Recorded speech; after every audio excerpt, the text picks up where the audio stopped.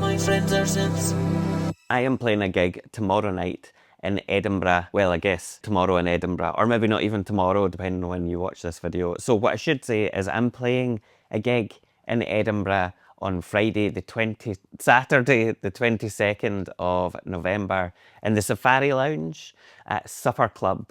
I've played there before. It's a lot of fun. Lots of good people. The venue's really cool. They make fucking great margaritas. And I'm also going to be playing or doing visuals with my friend Tupper Werewolf, who is, you know, a long-term collaborator and mad person.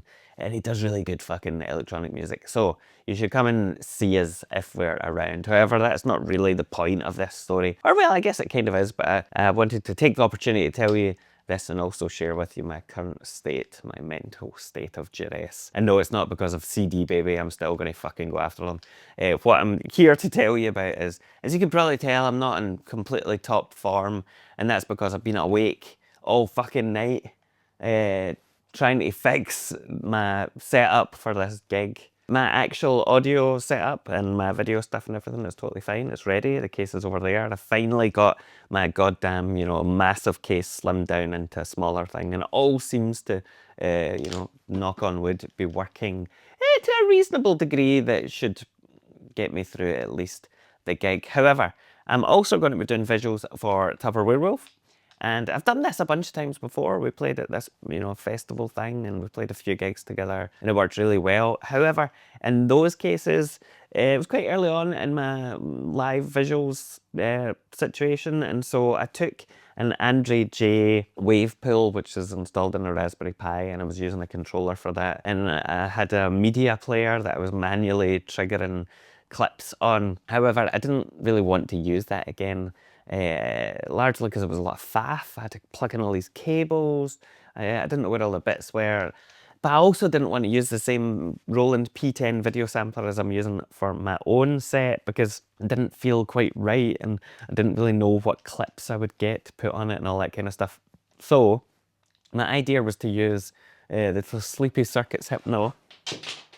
Yeah, let's ignore that. Sleepy Circuits Hypno, which I've done a video on entitled My New Favourite Video Synth, and it's excellent.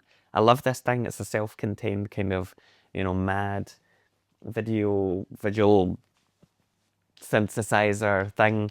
And in particular, I thought I would use it because I also have this Mezzz, which again, I've done a video on. I guess that's no surprise about this channel, but did a video on this. Basically, this is a cool wee MIDI controller that also is designed really specifically to be used with the Hypno. And so it mirrors Hypno, it shows you all the LEDs that are on Hypno, and it breaks out the different controls into different pages. And this is really fucking cool. And it also, you can use it wirelessly. So you can dance about, and I thought, oh yeah, I'll get fucked up and, you know, dance about with this and talk about it. However, as I was setting it up, I realised that I wasn't on the latest firmware, and there were some things that weren't quite working as I expected them to, so I thought I'll update it to the firmware and that'll be easier.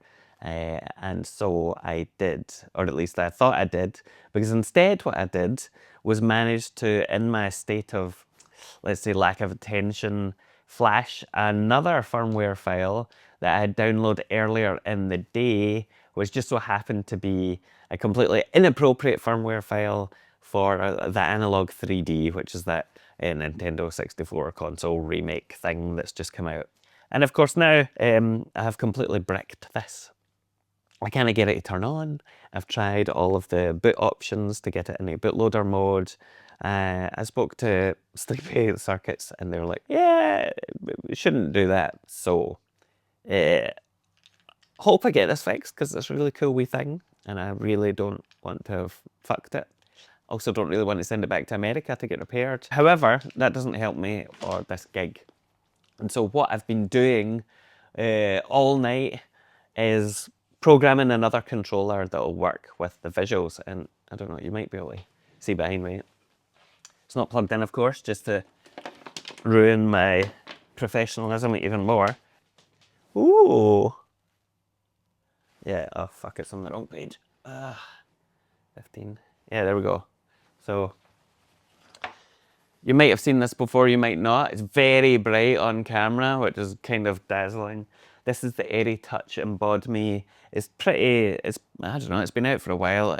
It doesn't seem to get much attention anymore, and I think that's partly because the developers maybe used it as a proof of concept or something. I think they've moved on to the next one. But either way, I think it's a really cool customizable MIDI controller, which is perfect for this kind of thing. So what I've got is each colorful block here represents a preset on Hypno that I have sat and kind of programmed in for the particular songs. So that's song 1, song 2, song 3, song 4. Well, I say I've programmed them in. I've kind of half programmed them in. I still need to go through and actually program them in. Yeah, but they're all set up to do that. I then have slider controls here, individual sliders, which let me do things such as change the size, the zoom, the speed, the saturation, the colors and everything else. These buttons down here trigger things on Hypno, like the feedback type and all the rest of it. That does nothing. I thought it did, but it doesn't. And then I've got an alternative page, which is basically page 2, and that's for the second part of the set. And I think this will be cool as fuck, because look at it. It's a big box of LEDs, or whatever the fuck it is. It's cool, right? It's cool. It might be worth the fact I stayed up all night. I guess we'll see. Anyway, now that I've broken continuity in my video by putting this in a different place, I guess the moral of the story, if there needs to be one, is that if you are going to be updating firmware in your devices, don't do it a couple of nights before the gig. Ideally, don't start preparing for the gig the week before the gig. Doesn't really give you enough time. So in essence, I guess I've learned very little, actually, and I'll probably do this all again. If you do happen to be in Edinburgh, please do come say hello. It's just struck me, actually, that I'm going to end up editing this video rather than practicing, which isn't the smartest idea either. Ah, fuck it. See you in Edinburgh.